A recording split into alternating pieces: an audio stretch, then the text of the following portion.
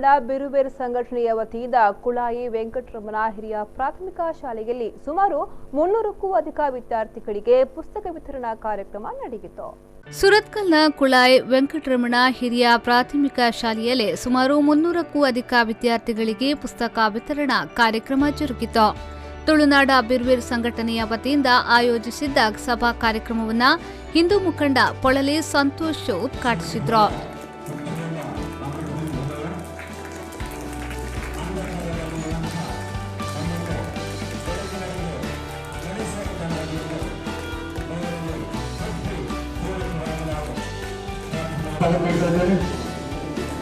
ಆಗಮಿಸಿದ ಅತಿಥಿಗಳು ಎಲ್ಲರೂ ಸೇರಿ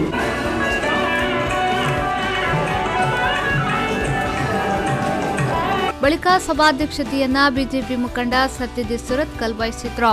ಈ ವೇಳೆ ಮಾತನಾಡಿದ ಅವರು, ವಿದ್ಯಾರ್ಥಿಗಳು ದೇಶದ ಶಕ್ತಿ, ಅವರಿಗೆ ಸಹಾಯ ಹಸ್ತ ನೀಡುವ ಕೆಲಸವಾಗಬೇಕಾಗಿದೆ ಎಂದು ಹೇಳಿದ್ರು. ಸಮಾರಂಭದಲ್ಲಿ ಅಕ್ಷಿತ್ ಸುವರ್ಣ, ಲೋಕೇಶ್ ತೋಕೂರು, ಸಂಘಟನೆಯ ಅಧ್ಯಕ್ಷ ವಿಶ್ವನಾಥ್ ಕೋಡಿಕೆರೆ, ಉಡುಪಿ ಜಿಲ್ಲಾಧ್ಯಕ್ಷ ರಾಕೇಶ್ ಕಲ್ಯಾಣ್ಪುರ, ರವೀಂದ್ರ ತೋಕೂರ್, ರಿತೇಶ್ ಉಪಸ್ಥಿತರಿದ್ದರು. ನಾಗೇಶ್ ಕಾವೂರು, ವಿ4 ನ್ಯೂಸ್ 24/7 ಮಂಗಳೂರು.